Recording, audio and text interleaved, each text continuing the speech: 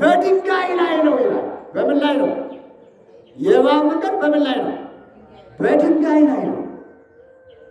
አያችሁ ክርስቲያኖች፣ ሰለሞን ድንጋይ እያለ የሚናገረው የሰውን ልብ ነው። ሌላ እንዳይመስላችሁ። የማንን ልብ ነው? ሰለሞን ድንጋይ እያለ እየተናገረ ያለው የሰውን ልብ ነው። አሁን መብራት ጠፋ መሰለኝ። የሰው ልብ ከድንጋይ በላይ እጅግ በጣም አደገኛ ነው። ከምን በላይ? ከድንጋይ በላይ እጅግ አደገኛ ነው። እውነትም ነው። እባብ በምን ውስጥ ነው የሚገኘው? ድንጋይ ለድንጋይ አይደለም የሚሽሎከለከው። እባብ ድንጋይ ለድንጋይ ካብ ለካብ ነው የሚሄደው። ስለዚህ ጠቢቡ ሰለሞን ምን አለ? የእባብ መንገድ በምን ላይ ነው አለ? በድንጋይ ላይ ነው። የሰው ልጅ ልቦናው ሲከፋ፣ የሰው ልጅ ሲያምፅ ከጥቁር ድንጋይ ይበልጣል። ከምን ድንጋይ ይበልጣል? ከጥቁር ድንጋይ ይበልጣል። ስለዚህ በድንጋይ ላይ ደግሞ ማን ይቀመጥበታል? እስኪ ክርስቲያኖች ንገሪ። በድንጋይ ላይ ማን ይቀመጥበታል? በድንጋይ ላይ ማን ይኖርበታል? እባብ ይኖርበታል። ማን ይኖርበታል? እባብ። ድንጋይ ልቦና የተባሉት እነማን ናቸው? ምን አይነት ናቸው? አመፀኞች፣ ሕገ እግዚአብሔርን የማያከብሩ፣ እግዚአብሔርን የሚንቁ፣ ቅድስና የሌላቸው፣ በረከት የማይስማማቸው፣ ሰማያዊ ኃይልን የማያውቁ፣ ሰማያዊ በረከትን የማይጠብቁ፣ ከመንፈስ ቅዱስ ክብር የተለዩ ተቃዋሚዎች። ምኖች? የክርስትና ተቃዋሚዎች። እነዚህ ድንጋይ ልቦች ይባላሉ። በድንጋይ ላይ ደግሞ የሚኖረው ማን ነው ብለናል? እባብ ነው ብለናል። በእንደነዚህ አይነት ሰዎች ልቦና እባብ ይኖራል። ማን ይኖራል? እባብ ይኖርባቸዋል። እባብ ከኖረባቸው ደግሞ መርዘኞች ይሆናሉ። ምኖች ይሆናሉ? ንገሩኝ እስኪ። ምኖች ይሆናሉ? መርዘኞች ይሆናሉ። አሳቻም ይሆናሉ። ነፍሰ ገዳይ ይሆናሉ። ተቃዋሚ ጠላት ይሆናሉ። ግፈኞች ይሆናሉ። አሁን ተመልከቱ፣ በሀገራችን ላይ የምናየው የተለያየ ግፍ ሲፈጸም እናያለን። የተለያዩ ችግሮች እናያለን። ሰዎች በትቦ ላይ ወድቀው ተገለው ታርደው እናያለን። ሰዎች በጎዳና ላይ ወድቀው ኩላሊታቸው ወጥቶ እንደ እንስሳ የውስጥ አካላታቸው ተወስዶ እናገኛለን። አሁን ሰው ዋጋ የተከፈለለት ፍጡር ነው ብያለሁ መጀመሪያ ስናገር። ምን የተከፈለለት? እኛ መሞት ሲገባን ክርስቶስ የሞተልን፣ እኛ መገረፍ ሲገባን ክርስቶስ የተገረፈልን፣ እኛ መሰቀል ሲገባን ክርስቶስ የተሰቀለልን፣ እኛ መከራ መቀበል ሲገባን ክርስቶስ ስለኛ መከራ የተቀበለልን፣ ዋጋ የተከፈለልን። የተከፈለልን ዋጋ ደግሞ ብር አይደለም። የተከፈለልን ዋጋ ወርቅ አይደለም። የተከፈለልን ዋጋ ሌላ ነገር በምድር ላይ የሚገኙ አይደሉም። የተከፈለልን ዋጋ የነፍስ ዋጋ ነው። የተከፈለልን ዋጋ ሕይወት ነው። የተከፈለልን ዋጋ ደም ማፍሰስ ነው። ጌታችን መድኃኒታችን ኢየሱስ ክርስቶስ ስለኛ ተገረፈ፣ ስለኛ ተሰቀለ፣ ስለኛ ስጋውን ቆረሰ፣ ስለኛ ደሙን አፈሰሰ፣ ስለኛ መከራን ተቀበለ። ለኛ ሲል፣ ለማን ሲል ንገሩኝ እስኪ ክርስቲያኖች? ለኛ ሲል ይህን መከራ ተቀበለ። እኛ መከራ የተቀበለልንን ዋጋ የከፈለልንን ባለውለታችንን እረስተናል፣ ብዙዎቻችን ማለት ነው። ስለ እኔ ክርስቶስ ሙቶ ክርስቶስን ግን አላውቀውም እኔ። ስለ እኔ ክርስቶስ ተገርፎ ክርስቶስን ግን አላውቀውም እኔ። ስለ እኔ ክርስቶስ ደሙን አፍሶልኝ አምላኬን ግን ዘንግቻለሁ። ስለዚህ ድንጋይ ልብ የሚባሉት አምላካቸውን የዘነጉ፣ በወንድማቸው መካከል በቤተሰቦቻቸው መካከል ጸብንና ክርክርን ጥልን የሚዘሩ፣ ወንድሞቻቸውን የሚገሉ። እንዴ የሰው ኩላሊት አሁን እኮ እንደ ቲማቲም የሰው ኩላሊት እየተቸረቸረ ነው። ታውቃላችሁ? ግን ክርስቲያኑ እንደምን አልኳችሁ? እንደ ሽንኩርትና እንደ ድንች፣ እንደ ካሮትና እንደ ቃሪያ የሰው ኩላሊት አሁን እየተሸጠ ነው። ኩላሊት ነጋዴዎች በዝተዋል።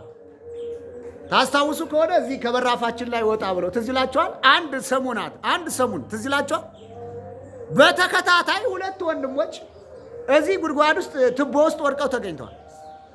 በታች ተክለ ሃይማኖት ገዳም አካባቢ ታስታውሱ ከሆነ እንደዚሁ ደግሞ አንድ አረጋዊ ሽማግሌ፣ አንዲት ወጣት ልጅና 2 ሕፃናት እንደዚሁ ወድቀው ተገኝተዋል። ትዝ ይላችኋል።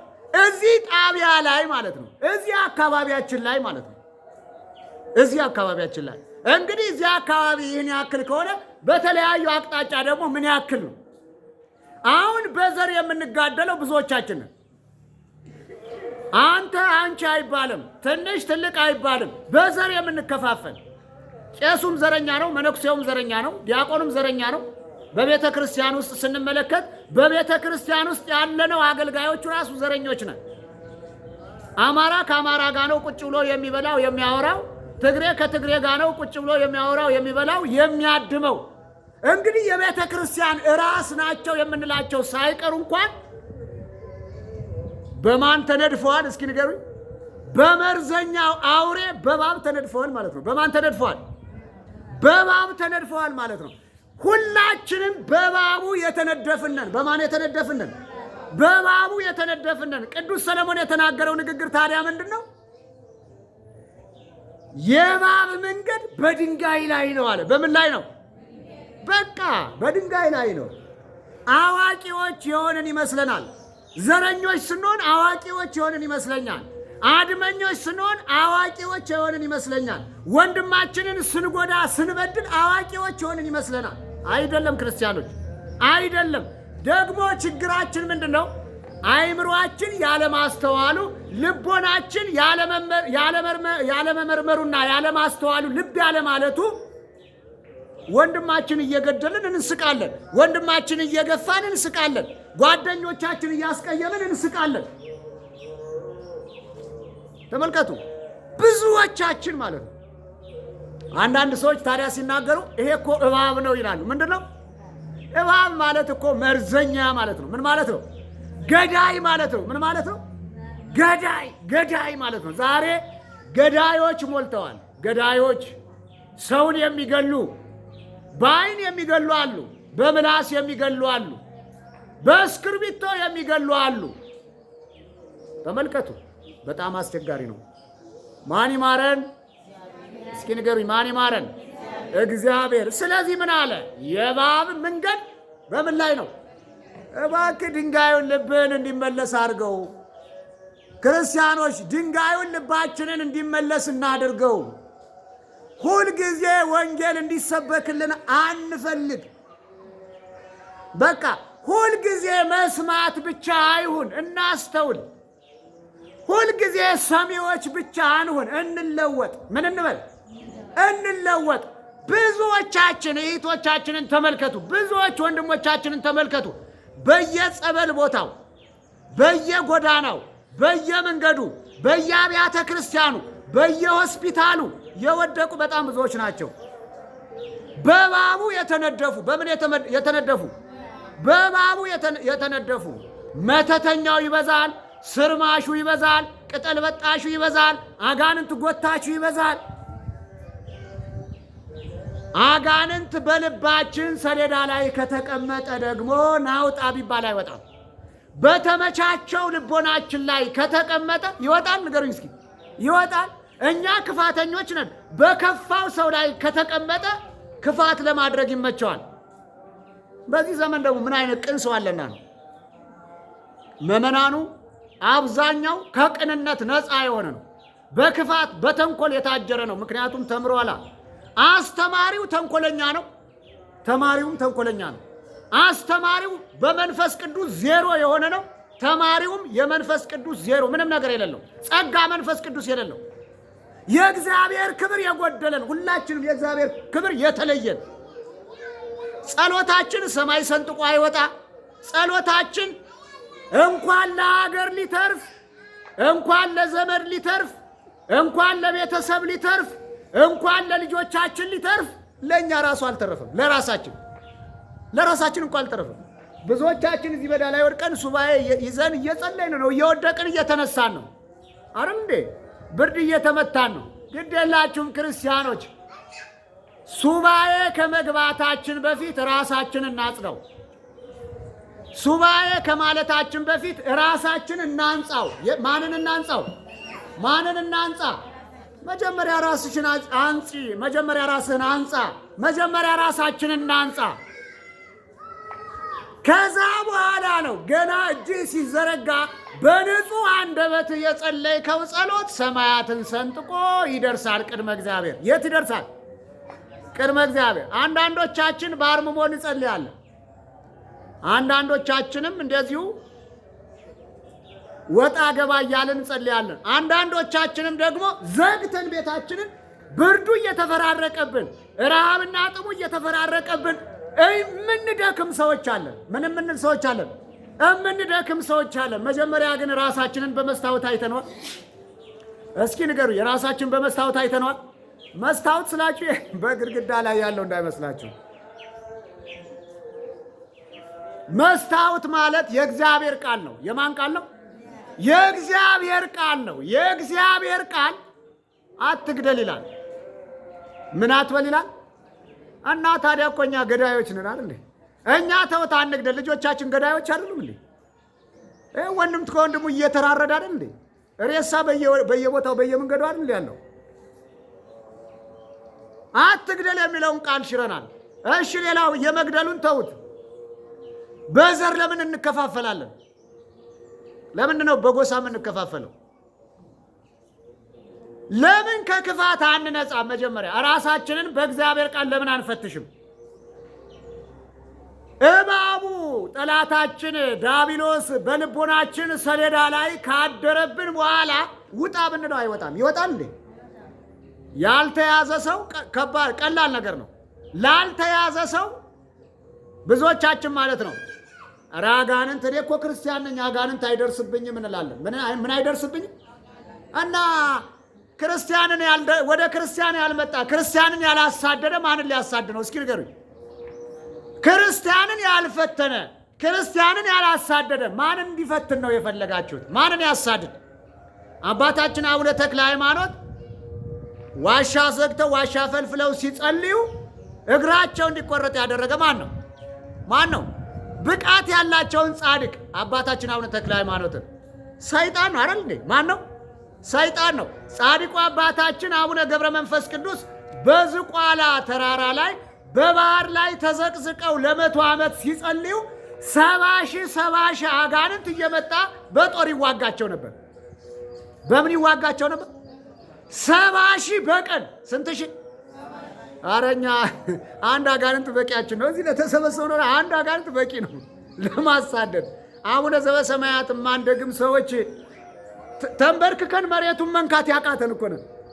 አቤት ጉድ! ጥብርር በቃ። ግን ክርስቲያን ነን እኮ። ምንድነን? ክርስቲያን ከኮራና ከተበተ ይወድቃል። ድንግል ማርያም ተናግራለች። ትዕቢተኛዎቹን ምን አላቸው? በታተናቸው። እንበተናለን። ዋጋ የለም። ክርስቲያን ዝቅ ማለት አለበት። ምን ማለት አለበት? ዝቅ ማለት አለበት። መጎንበስ አለበት። ክርስቲያን መንበርከካ ተንበርክከን ነው ጠላታችንን የምናሸንፈው። ምን ብለን? ኮርተን ደረታችንን ነፍተን በትዕቢትና በአመፅ በጉልበት ጠላትን ማሸነፍ አይቻልም። በክርስትና እምነት ውጊያው በትህትና ነው። ውጊያው በምንድን ነው? ውጊያው በምንድን ነው? እንዴት አመሻችሁ? ይሰማል ድምፄ? እዛ ማዶ ያለው እያስተጋባ እንዳያስቸግራችሁ ብዬ ነው። የክርስትና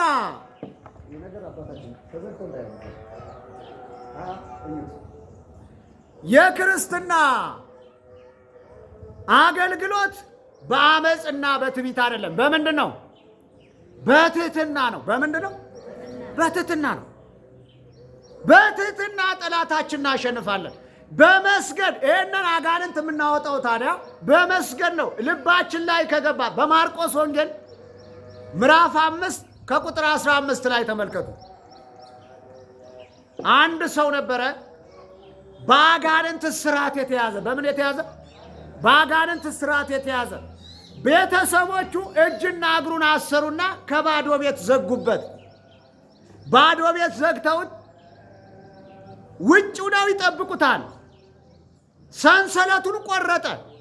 የተዘጋበትንም በር ገነጠለ። ወደ መቃብር ቦታ ሄደ። በመቃብር ቦታ ላይ ሆኖ መጮህ ጀመረ። ሰውነቱን እያቆሰለ እያደማ የገዛ ስጋውን በጥርሱ እየበላ በመቃብር ቦታ ይጮህ ነበረ ይላል። በምን ቦታ ይጮህ ነበረ? በመቃብር ቦታ ይጮህ ነበረ። ማን ስላደረበት? የመናፍስት ኃይል ስለተጠጋው ነው። እባባዊ የሆነ መንፈስ ሰዎችን የሚናደፈው ተናዳፊው አጋንንት ስላደረበት ነው።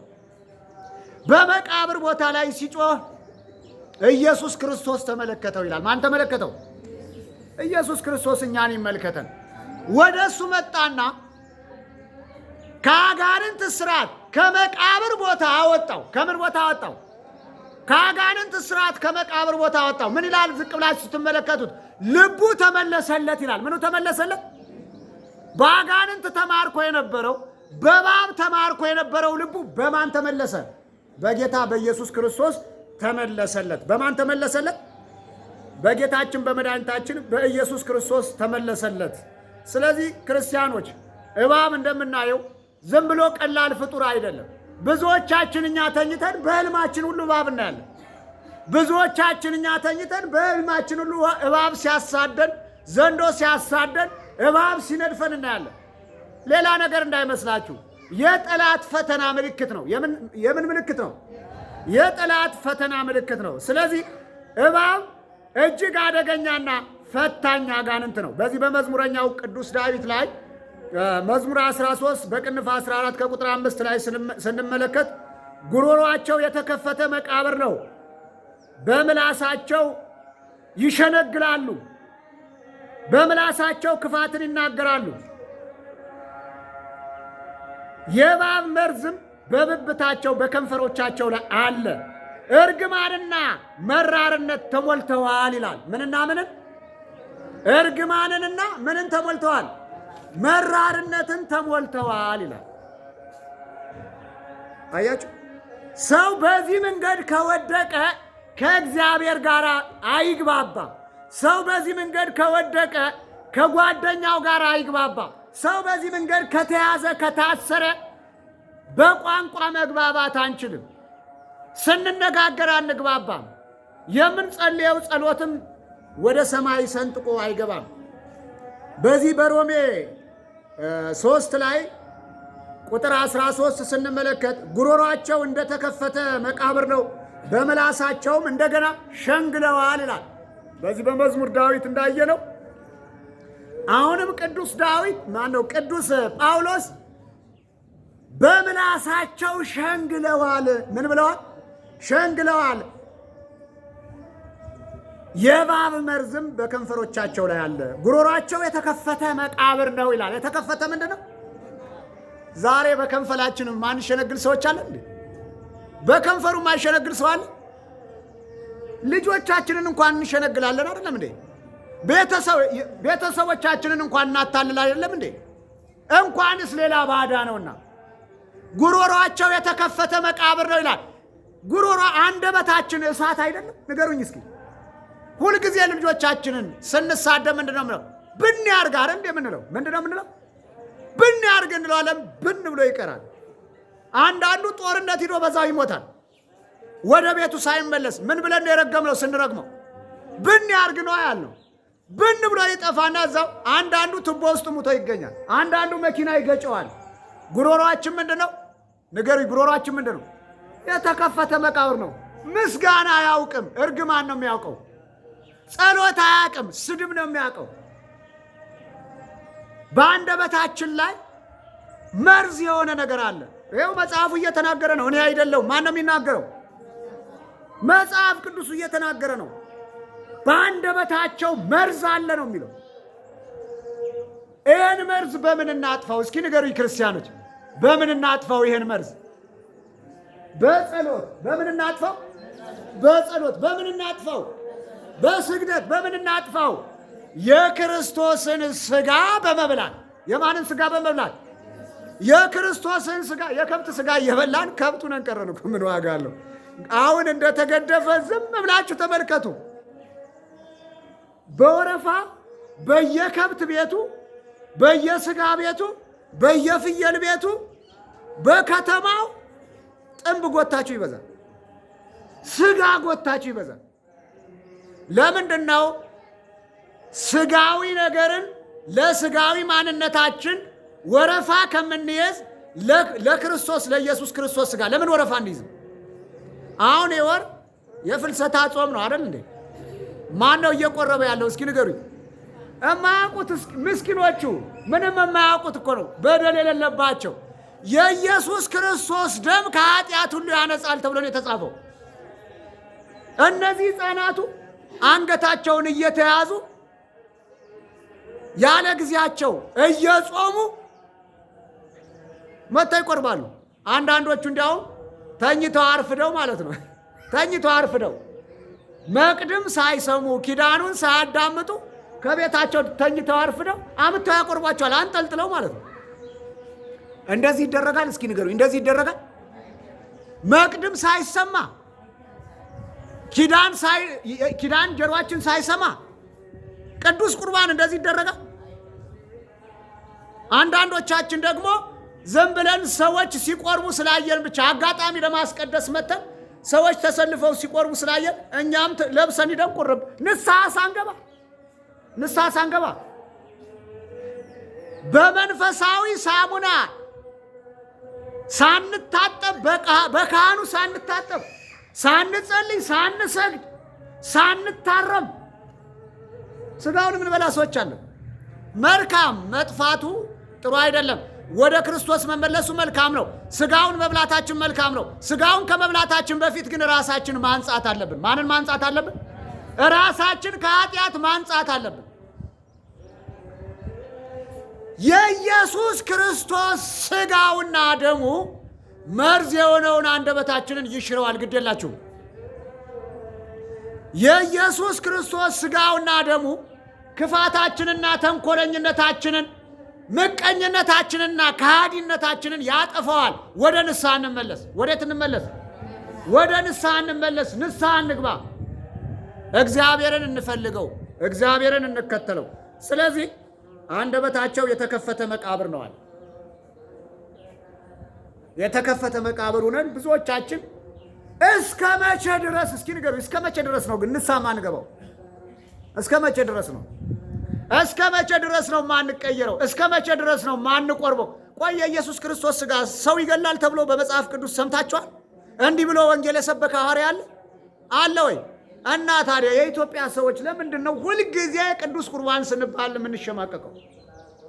ለመስረቅ ፕሮግራም እንይዛለን፣ ለመነገድ ለማጭበርበር ፕሮግራም እንይዛለን፣ ሰው ለመግደል ፕሮግራም እንይዛለን፣ ለማማት ፕሮግራም እንይዛለን፣ ለመጠጣት፣ ለመስከር፣ ለመደነስ፣ ለመዝናናት ፕሮግራም እንይዛለን። ለኢየሱስ ክርስቶስ ሥጋና ደም ንስሐ ለመግባት ወደ መቅደሱ ለመምጣት ፕሮግራም ይዘናል። ይዛቸዋል፣ ይዘናል። ማን ይሁነን? ማን ይሁነን? አምላከ ቅዱሳን እግዚአብሔር ይሁነን። ስለዚህ ንስሐ ብንገባ ነው የሚሻለው። ሌላኛው እንግዲህ የእባብ መንገድ በድንጋይ ላይ ነው ያለው፣ በሰው ልብ ላይ ነው። በምን ላይ ነው? በሰው ልብ ላይ ነው። እባብ ምን ሰራ? እስኪ እንመልከተው። እባብ በመጽሐፍ ቅዱስ የመጀመሪያ ሐሳቻም የሆነ ፍጡር ነው። እንዲያው በዚህ በኦሪት ዘፍጥረት ላይ ምዕራፍ 1 ከቁጥር ከምዕራፍ 3 ከቁጥር 1 ላይ እባብም በእግዚአብሔር እባብም እግዚአብሔር አምላክ ከፈጠረው ከምድር አራዊት ሁሉ ተንኮለኛ ነበረ ይላል። ምን ነበረ? ምን ነበረ? ተንኮለኛ ነበር ይላል። አያች በምድር ከፈጠራቸው ፍጥረታት መካከል እባብ እጅግ በጣም ተንኮለኛ ፍጡር ነበረ ይላል። ከኔ ጋር ናችሁ? አስተውሉ፣ በደንብ ማዳመጥ አለባችሁ። ሴቲቱንም በውኑ እግዚአብሔር ከገነት ዛፍ ሁሉ እንዳትበሉ አዟልን አላት ይላል። ሴቲቱ ያላት ማንን ነው? ሔዋንን ነው። እግዚአብሔር በገነት ከፈጠራቸው እንስሳዎች ወይም እጽዋታት መካከል አትብሉ ብሎ የከለከላችሁ የትኛውን ነው ብሎ ጠየቀ። ዛሬም ወዳጆቻችን ከኔ ጋር ናችሁ? ዛሬም ጓደኞቻችን ጓደኛ መስለው ቤተሰብ መስለው እኛን ለመርዳት የሚመስሉ እኛን ለመጥቀም የሚመስሉ ሰዎች አሉ። እንዲህ ብለው የሚጠይቁ ከማን ጋራ ነው የምትሆን? ከባለቤት ባለትዳር ነህ ወይ? ልጆች አሉ ወይ? ከእናት አባት ጋር ነህ ወይ? ብለው ስለኛ ስለ ሕይወት ታሪካችን ይጠይቃሉ። ማን እንደጠየቀ እባብ እንደጠየቀ። ሁልጊዜም ተንኮለኛ ሰው የት ነው አገር ብሎ ነው የሚጠይቀው። ዘረኛ ሰው ገና መጀመሪያ ስትተዋወቁት እከሌ እባላለሁ ብለህ ከጠየቅከው እከሌ እባላለሁ ካለ በኋላ አገር የት ነው ይላል። አገር ምን አስጠየቀ? እስኪ ምን አስጠየቀ? ለምንድን ነው? እባባዊ የሆነ በውስጡ የሆነ ነገር አለ ማለት። ጎጃሜ ነኝ ካልከው ጎጃሜ ከሆነ በቃ ከአንተ ጋር ልጥፍ ይላል። እዛ በኋላ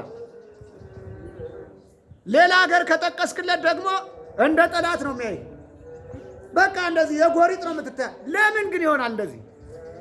ሁላችንም እኮ ነን። ሁላችንም አንድ ሰው የለም ንጹሕ የሆነ አንድ ሰው የለም። ሁላችንም ትልልቆቹም ትንንሾቹም ትልቅ ቦታ ላይ ያሉትም በስልጣን ላይ ያሉትም ከስልጣን በታች የሆኑትም ማንም ደህና ሰው የለም። ማንም በሕይወቴ እንግዲህ እስካለው ድረስ በሰው ልጆች ያየሁት ተንኮል እጅግ በጣም አስደናቂው ተንኮል በዘረኝነት የሚሄዱት ነገር ነው። በዘረኝነት እንዴት እንደሚያስጠላ በእውነት ክርስቲያኑ። ለአንድ ክርስቲያን ሰው ዘረኝነት እጅግ በጣም መጥፎ ነው። ዘረኝነትን ልንዋጋ ያስፈልጋል። ዘረኝነት ነው እንድንባላ እንድንገዳደል እያደረገን ያለው። ስለዚህ በክርስቶስ ክርስቲያን የሆንን ሰዎች ዘረኝነትን ልንቃወም ያስፈልጋል። በቃ ሃይማኖት ማለት እንደዛ ነው። ስለዚህ ምን አላት? እሴቲቱ ምን ብሎ ጠየቃት? በገነት ውስጥ ብሉ አትብሉ ያላችሁ እግዚአብሔር ያዘዛችሁ የትኛው ነው ሲል በገነት ውስጥ ዛፍ አለ አለች። ይህን ዛፍ አትብሉ አትንኩ ብሎናል። ከዛ ምን አለ? ሳቀ፣ መሸንገል ጀመረ። ይኸውላችሁ ሚስጥራችንን ሰዎች ሲያውቁት በደካማ ጎናችን እየገቡ ነው የሚያጠቁን። ከዛ በኋላ ሳቀ።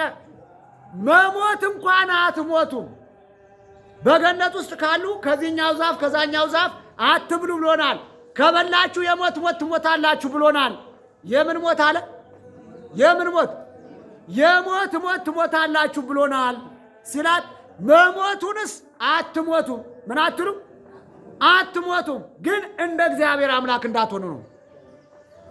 አይኖቻችሁ እንዳይከፈት ነው። ተመልከቱ ተንኮል። ክርስቲያኖች ጥበበኛ እንዳትሆኑ ነው። ደጉንና ክፉን ስለሚታሳውቅ ነው እቺ ዛፍ የከለከላችኋል። የእግዚአብሔር ትእዛዝ ይበልጣል ወይስ የእንስሳ ትእዛዝ? እስኪ ንገሩኝ። የእግዚአብሔር ትእዛዝ ይበልጣል ወይስ የእባብ ትእዛዝ? እስኪ ንገሩኝ ክርስቲያኖች። የእግዚአብሔር ትእዛዝ።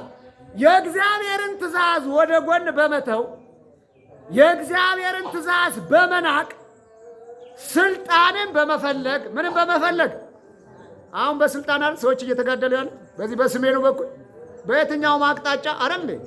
በተለይ በሀገራችን ላይ እርስ በርሳችን በመጣላታችን እርስ በርሳችን በመጋደላችን እኛ ጀግኖቹ ኢትዮጵያውያን የውጭ ጠላት እየጠራን ነው። የውጭ ጠላት ሱዳን በአቅሟ ተነስታለች። እንዲያውም ሱዳንስ እስከነ መጽሐፍ ቅዱሱ ነው በሃይማኖታችን ላይ የተነሳችው። ዛሬ በመጽሐፍ ቅዱስ ላይ ያሉ የተጻፉ ኢትዮጵያ ኢትዮጵያ ኢትዮጵያ የሚሉ ቃላቶች ተቀይረው ሱዳን ሱዳን ሱዳን ተብለው ተጽፈዋል። ተመልከቱ ክርስቲያኖች። ስለዚህ በሱዳን በኩል ያለው ጠላት ኢትዮጵያን ለመውረር በተለያየ ሀገር ያለው ጠላት በኢትዮጵያ ላይ ተነስቷል። ለምን ቢባል እርስ በርሳችን መጣላት፣ እርስ በርሳችን መባላት፣ እርስ በርሳችን መገዳደል ስንጀምር ከውጭ ያሉ ጠላቶቻችን ደግሞ እኛን ለማጥቃት መጡ ማለት ነው። ከውጭ ያሉ ጠላቶቻችን ደግሞ እኛን ለመግደል እኛን ለማጥፋት መጡ፣ ተዘጋጁ ማለት ነው። ለምን? እኛ ራሳችን ፍቅር የለንማ፣ አልተስማማንማ። ምን አላልንም? አልተስማማንም። ሚስጥራችንን በማውጣታችን ምክንያት ጠላት ወደኛ መጥቷል። ሔዋን ታዲያ ሚስጥሯን በመናገሯ ምክንያት የማይሆን ትእዛዝ የማይሆን ኢንፎርሜሽን ሰማች። ከዚህ ዛፍ በበላችሁ ጊዜ አይኖቻችሁ ይከፈታሉ፣ አምላክ ትሆናላችሁ፣ ፈጣሪ ትሆናላችሁ፣ ገዥ ትሆናላችሁ፣ ስልጣን ይኖራችኋል። ምን ይኖራችኋል? ስልጣን ይኖራችኋል ተባሉ። በዚህ የተነሳ እንግዲህ የሰው ልጅ መቼም ስልጣን ይወድ የለ። ሴቲቱ ለእባብ አለችው በገነት ካለው ዛፍ ፍሬ ሁሉ እንበላለን፣ ነገር ግን በገነት መካከል ካለው ዛፍ ፍሬ እግዚአብሔር እንዳትሞቱ ከእርሷም አትብሉ አትንኳትም ብሎናል። ይህንን ሚስጥር አውጥታ በመናገሯ ምክንያት የማይሆን ነገር እንድትጠቀምና ሕገ እግዚአብሔርን እንድታፈርስ የሚገፋፋ ኃይል አደረባት ይላል።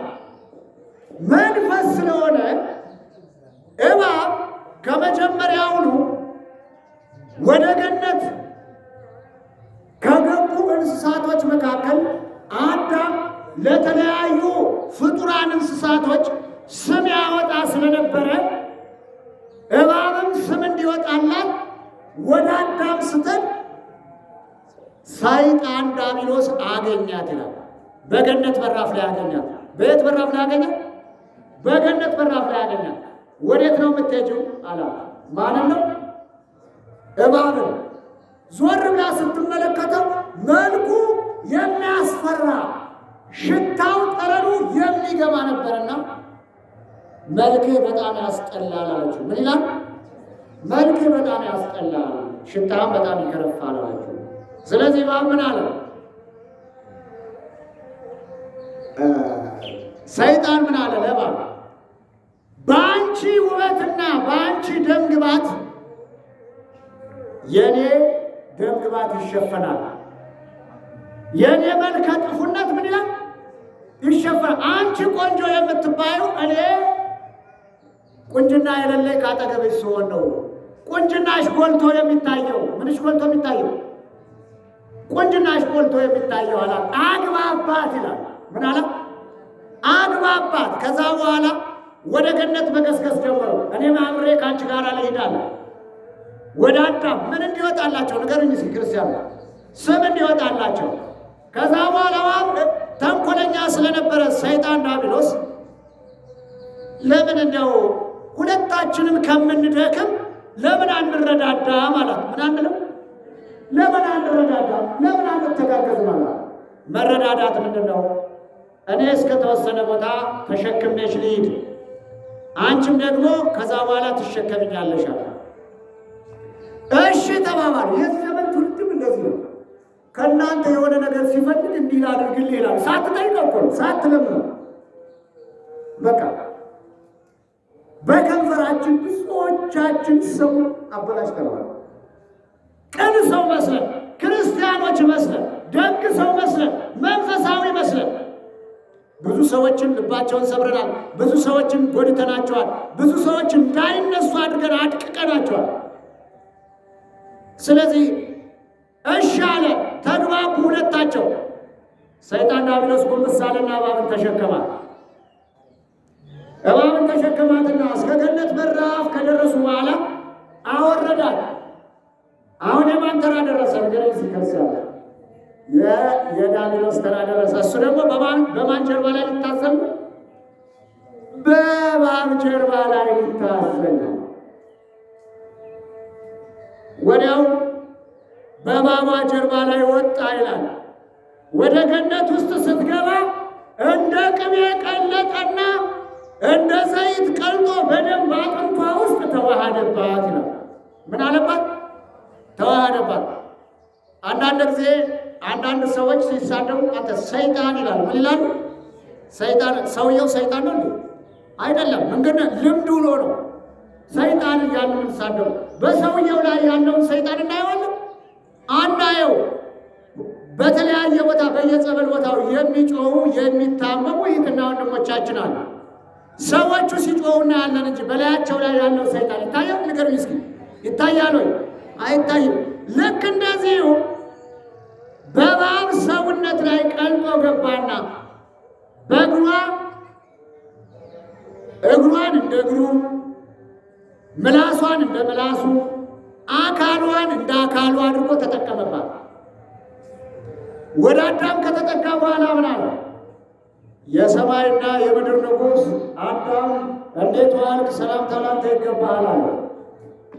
አዳም በወቅቱ ጸሎት እያደረገ ስለነበረ የተናገረውንም ንግግር ሰማና መልስ አልመለሰለትም። ጸሎቱን ከጨረሰ በኋላ አጣርተህ ለይተህ ተናገር አለው። ምን ብለህ? አጣርተህ ለይተህ ተናገር። የሰማይ ንጉሥ እግዚአብሔር ነው፣ እኔ የምድር ንጉሥ ነኝ። የምን ንጉሥ ነኝ? ብዙዎቻችን ያልተሰጠንን ጸጋ ሲሰጠን እኮ አየሊቁ አየሊቁ አየጠቢቁ አየደጉ አየቅዱሱ ስንባል በቃ እንነፋለን፣ እንደነብር እንለጠጣለን። በቃ እንደዚህ የሚሉ ደግሞ የእባብ ልጆች ናቸው። በሽንግልና ሰዎችን የሚጥሉ የክፋት ልጆች፣ የዲያብሎስ ልጆች። በአንደኛ ዮሐንስ ላይ ምዕራፍ 3 ከቁጥር 10 ላይ የተጻፈ ቃል አለ። የእግዚአብሔር ልጆችና የዲያብሎስ ልጆች በስራቸው ይለያሉ። በምናቸው ይለያሉ?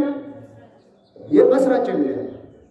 በቃ በክርስትና ሕይወታችን ውስጥ እየሸነገሉ ወደ ጉድጓድ የሚሰዱን የሚከቱን እጅግ በጣም ብዙ ናቸው። ወደ ቤተ ክርስቲያን እንዳንገባ የሚያደርጉ ጠላት ሆነው ምቀኛ የሆኑ የርኩሰት ሰንሰለት የርኩሰት ገመድ ያላቸው እጅግ በጣም ብዙ ናቸው።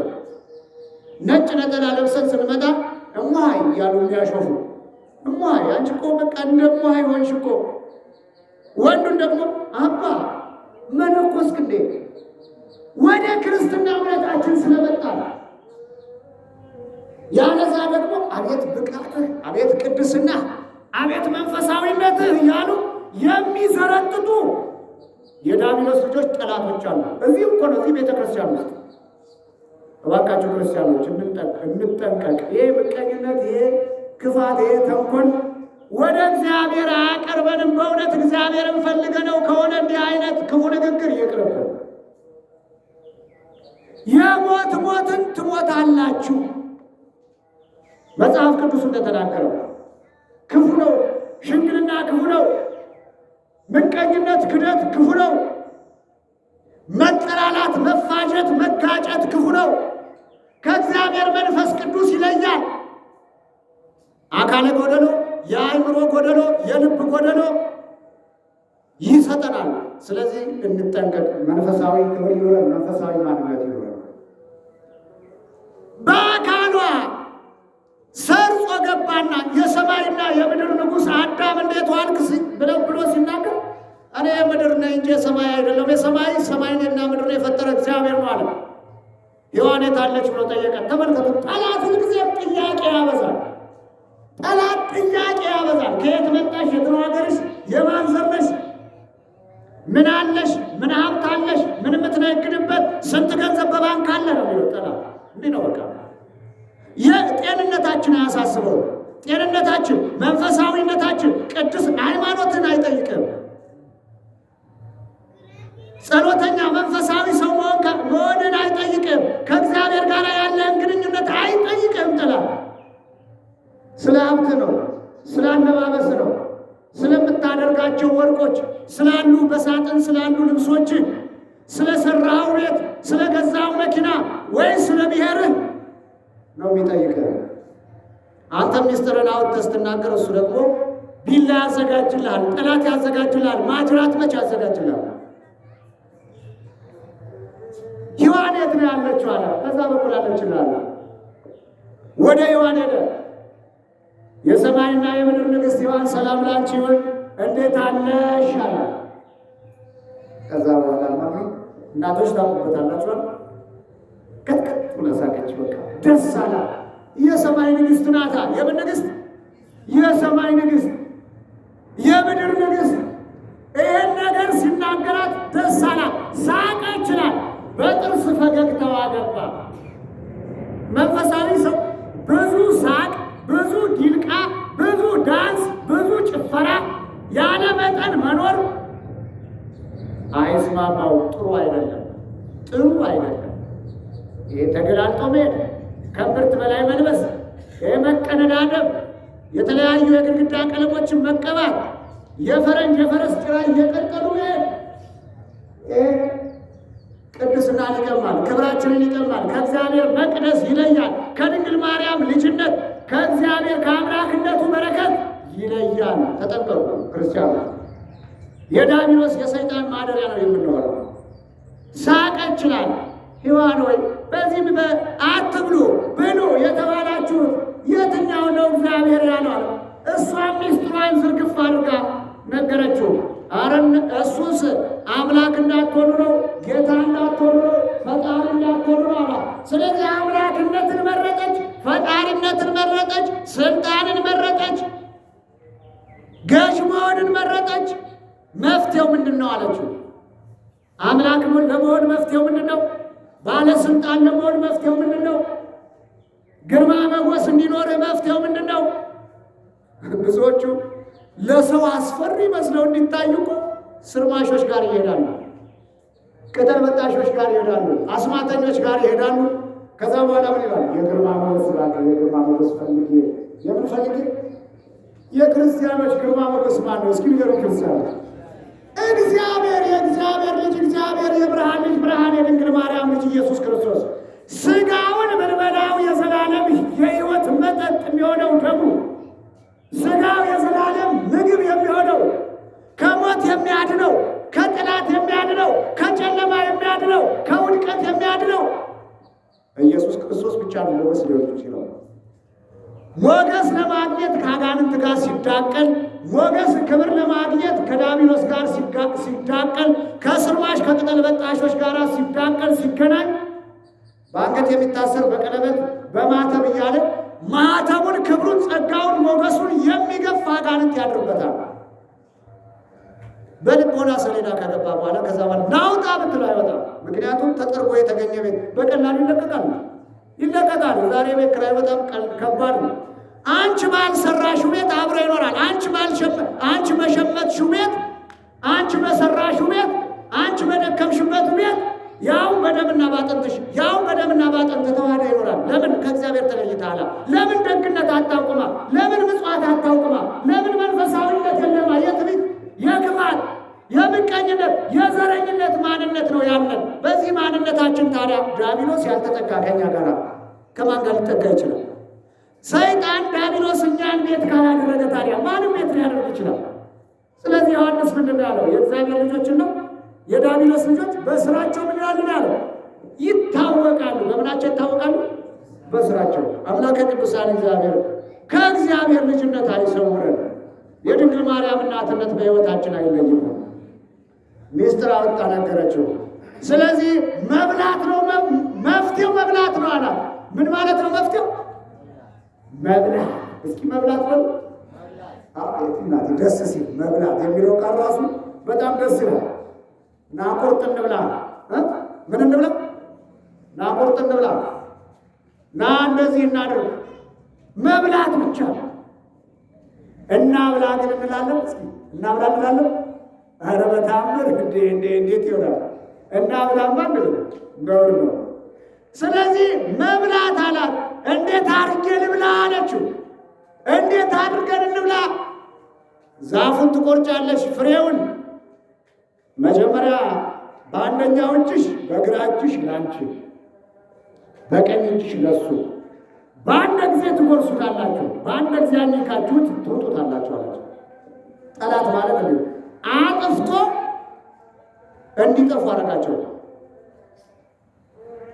መጀመሪያ እሷ ብትበላው ኑሮ የእሷ ክብርና ጸጋ ሲገፈፍ አዳም ያን እጽዋት አይነካውም ነበር።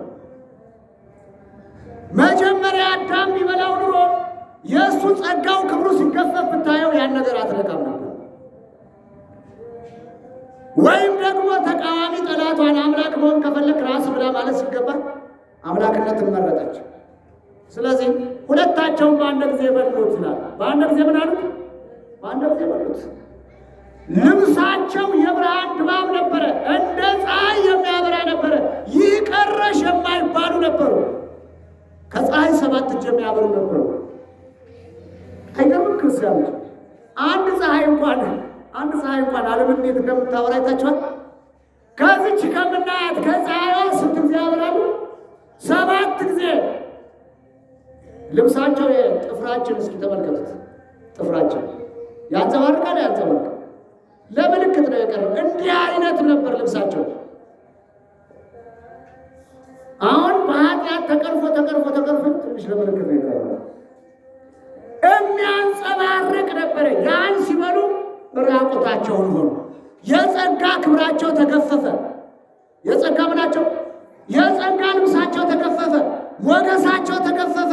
ስልጣናቸው ተገፈፈ። ባዶአቸውን ቀሩ። ምናቸውን ቀሩ? አሁን እኛ ባዶአችን እኮ ነው ያለው። ባዶአችን በእውነት ክርስቲያን ባዶአችን። ድንግል ማርያም በሕይወታችን የለች። የሚረዳን መልአክ በሕይወታችን የለ። እግዚአብሔር በሕይወታችን የለ። ዛሬ ደግ ሰው እንሆናለን፣ ነገ ክፉ ሰው እንሆናለን። አቋም የለን። ዛሬ ጥሩ ክርስቲያን እንሆንና መተን እናስቀድሳለን፣ ነገ ትውር ለዚህ ቤት አንመጣም። ለምን? ጠላታችን ነው። ዛሬ ወደዚህ መተን ስንጸልይ ስንሰጥ በውስጣችን ያለው ጠላት ይቃጠልና ለዘላለም ወደ ቤተ ክርስቲያን እንዳንጠጋ ያደርግና ያቆማል።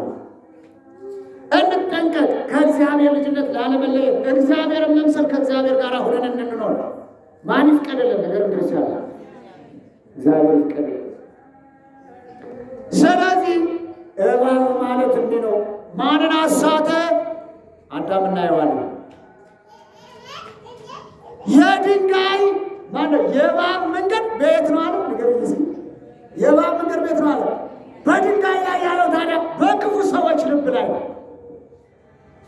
አሁን ገብቷቸዋል። የትምህርቱ ጉዳይ ገብቷቸዋል። ሰለሞን ይደንቀኛል፣ እነዚህ ሶስት ነገሮች ይደንቀኛል አለ። የንስር መንገድ በሰማይ፣ የእባብ መንገድ በድንጋይ ላይ፣ የመርከብ መንገድ በባህር ላይ። ወደ ሶስተኛው ነው። የመርከብ መንገድ በምን ላይ? የመርከብ መንገድ በምን ላይ? የመርከብ መንገድ በባህር ላይ ያለው መርከብ የተባለችው ቅድስት ቤተክርስቲያናችን ናት። ማናት መርከብ የተባለችው? መርከብ የተባለችው ቅድስት ቤተክርስቲያን። መርከብ የተባለችው አምላክ በድንጋሌ ሥጋ በድንጋሌ ጸንታ የወለደች እናታችን ድንግል ማርያም። ባህር የተባለው ዓለም ነው። ማን ነው? ባህር የተባለው ዓለም ነው። ስለዚህ እች ቤተክርስቲያን ያለችው በዚህ በምናየው ዓለም ላይ ነው።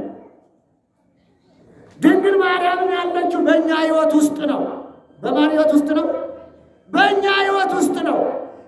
ዓለም እንዳያሰምጠን፣ ዓለም እንዳይጥለን፣ ዓለም እንዳይጎዳን፣ ዓለም እንዳይዘፍቀን፣ ወደ ጥልቀቱ እንዳያወርደን ወደ መርከቡ መምጣት አለብን። ወዴት መርከብ? ወደ ድንግል ማርያም የምልጃ መርከብ፣ ወደ ክርስቲያኖች መሰብሰቢያ፣ ወደ ቅድስት ቤተ ክርስቲያን ምን ማለት አለብን? ሲንገር ምን ማለት አለብን? መምጣት አለብን፣ መሰብሰብ አለብን። ቅዱስ ሰለሞንን የደነቀው ይሄ ነው። የመርከብ መንገድ በምን ላይ ነው አለ? በባህር ላይ ነው። በመከራ የተዘፈቁ፣ በስቃይ የተዋጡ፣ የተፈተኑ ሰዎች ድንግል ማርያምን በስዕሏ ፊት ሆነው ሲማጸኗት፣ ሲያለቅሱ፣ ሲለምኗት ከዛ ከተዘፈቁበት መከራ ይድናሉ። አንወጣም ካሉበት አረንቋ ይወጣሉ። አንድንም ካሉበት በሽታ ይድናሉ። በተለይ በዚህ ሱባኤ እየሰገድን እየጸለይን ከክፋት ርቀን፣ ከተንኮል ርቀን፣ ከምቀኝነት ርቀን፣ እርስ በርስ ከመባላት ከመጣላት ርቀን እምንጸልይ ከሆነ ቅዱሳኑ ያገኙትን፣ ሐዋርያቱ ያገኙትን፣ ደናግሉ ያገኙትን፣ መነኮሳቱ ያገኙትን በረከት እናገኛለን። ድንግል ማርያም ትሰጠናለች። ማን ትሰጠናለች? የአምላክ እናት ወላዲተ አምላክ ትሰጠናለች። ስለዚህ የመርከብ መንገድ በምን ላይ? በባህር ላይ። እየመሸ ሲሆን ሶስተኛውን እንየውስኪ የሰው ልጆች በቆንጆች የሰው ልጆች መንገድ በየት ላይ ነው? እስኪ ነገር ተናገሩ። በቆንጆች ላይ ነው። በምኖች ላይ ነው? ዛሬ ትንሽ ትልቁ ቆንጆ የማይወዳል እንዴ? ቆንጆ የማይወድ እኮ የለም። አቤት ራሴ አይ ቆንጆች ተባረኩ ነው። እናንተን የማይወድ የለም። ሰለሞን አራተኛውን ግን አላስታውሰውም አለ። እንግዲህ እሱን ደግሞ የገጠመው ነገር ሊኖር ይችላል። ሰለሞንም የገጠመው ነገር ሊኖር ይችላል። እንግዲህ ከተለያየ የመጽሐፍ ቅዱስ ታሪኮች ስንመለከት የፈርዖንን ልጆች በማግባት ሰለሞን በፈርዖን ዝርያዎች ያለፉትን ጣዖት አምላኪዎችን በማግባት ሰለሞን ከእግዚአብሔር ተለየ ይላል። ከማን ተለየ? ከእግዚአብሔር ተለየ። የእግዚአብሔርን ቤተ መቅደስ ያነጸው የእግዚአብሔርን ቤተ መቅደስ የገነባው ረቂቅ የሆነ የማይመረመር ጥበብ የተሰጠው አጋንንትን እንኳን ማዘዝ የሚችልበት ጸጋ የተሰጠው ሰለሞን በቆንጆዎች ተታለለ። በማን ተታለለ? ዛሬ በቆንጆ የማይታለላለን። እንደው ሂዶ እንኳን በጭኗ ባይገባ እንኳን ቁሞ ለሃጩን የማይጥላሉ ቁሞ ያለ እሷ ወደ ጸጋ ልጅ ሲከተል ማለት ስንከተል ስቃይ ነው፣ ሌላ ነገር አይደለም። መጽሐፉ ተሰውሮ ቢጻፍ የሰው ልጆች በቆንጆዎች ላይ ነው መንገዳቸው፣ በቆንጆዎች ላይ ነው። በምኖች ላይ ነው? በቆንጆዎች ላይ ነው። 5 ሚስት 6 ሚስት አለ። እዚህ ቤት እኮ ቤቱ እማወራው ላይ የተቀመጠች አንዲት ሴት አለች እኮ ልጆች የያዘች ማለት 5 ልጅ 4 ልጅ ትይዛለች። እሷን እዚህ ተውና ካሏ ቆንጆ ላይ ያለ ይችኛዋ ቆንጆ ደግሞ እንግዲህ ሱስ ስለሆነ ትቷት ሄድና ደግሞ ካሏ ቆንጆ ላይ ያለ አሁንም ይቀጥላል። ካሏ ቆንጆ ላይ ያለ ከቆንጆ ቆንጆ ስንሰዋወር በጣም አደገኛ የሆነ ወጥመድ አለ። ምን አለ? ለምሳሌ ወጥመድ አለ። እኛ የሰው ልጆች በሕይወታችን ውስጥ እኛ የማናውቀው የተሰወረ አደገኛ የሆነ አጥቂ መንፈስ አለ። ተናዳፊ የሆነ መንፈስ አለ። ምን አይነት መንፈስ አለ? ተናዳፊ፣ ከሰው ወደ ሰው የሚጋባ። ስለዚህ በዛሽ ቆንጆ ላይ ወይ የቡዳ መንፈስ ይኖራል። ከቁንጅናዋ ብዛት የተነሳ ቡዳ በልቷት ከሆነ ከእሷ ጋር ባደረ ቁጥር እሱንም ይበላዋል። በእሷ ላይ ያደረው ቡዳ ማንን ይበላል? እሱን ይበላዋል። አሁንም ከሌላ ሰው ጋር ሲዶ ሲያድር ደግሞ ከእሱ ላይ ያለው ቡዳ ያችንም ይበላል። አጋንንት ሴሰኛ እንድንሆን ያደርገናል ማለት ነው። ምን አይነት ሰዎች እንድንሆን? ሴሰኛ። ሴሰኛዎች ደግሞ የእግዚአብሔርን መንግሥት ምን ይላሉ? አይወርሱም። ምን ይላሉ? ከእግዚአብሔር መንግሥት የተለዩ ናቸው።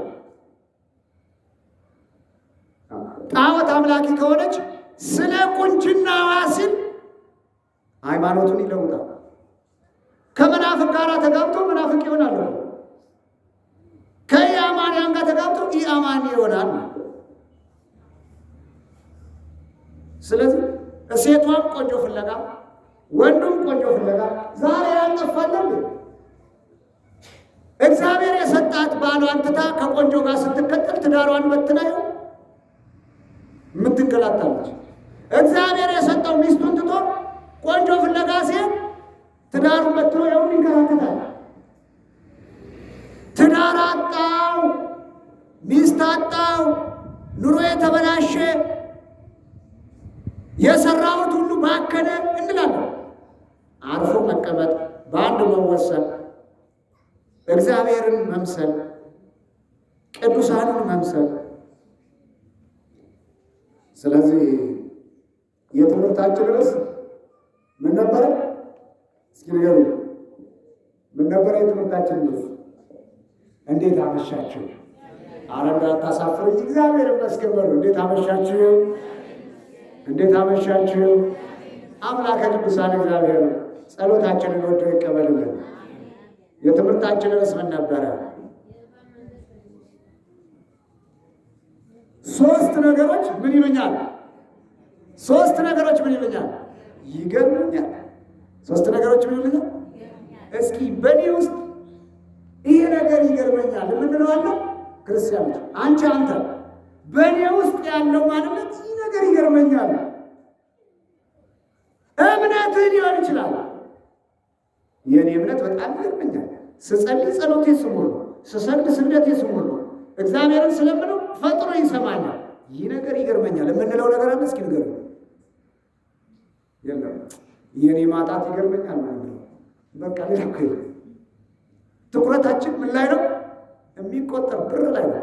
የኔ ማጣት ይገርመኛል፣ የኔ መቸገር ይገርመኛል፣ የኔ መደህየት ይገርመኛል፣ የኔ መንቃት መጥቆር ይገርመኛል። የኔ መንቃት መጥቆር ምን ይለኛል? ይገርመኛል። አቤት ሃይማኖቴ፣ አቤት ስግደት ጸሎቴ፣ አቤት ምጽዋት ስሰጥ፣ ለተቸገሩት ሳዝን፣ የጎሰቆሉትን ስረዳ ይገርመኛል። ይሄ ማንነት እንላለን እንዴ? አንልም። አምላከ ቅዱሳን ወደ ቅድስናው ይመልሳል። አምላከ ቅዱሳን ወደ በረከቱ ይመልሳል። የእምነት ኃይል፣ የእምነት ጸጋ፣ የእምነት በረከት ሰጥቶን የጠላትን ኃይል ድል እንድናረግ እርሱ ይፍቀድልን። በዚህ በምንጾመው ጾም የአምላክ እናት መንፈሳዊውን ጸጋ ትስጠን። የተጨነቅነውን ጭንቀታችንን ታስወግድልን። የለመነው ልመናችን በአምላክ ፊት በድንግል ማርያም ፊት ባዶ አይሁን። መብርሃን በልመናዋ በጸሎቷ ከአምላካችን ለምና ታስታርቀን። በተማርነው ትምህርት 30 60 እስከ 100 እንድናፈራ የአባቶቻችን አምላክ እግዚአብሔር ይፍቀድልን። ይቆየን። መምህራችን ያሰማሉ የሆኑ ዘመናቸውን ያዘምኑ ስራ ቃላቸው ለሚቀረበ ይላናል።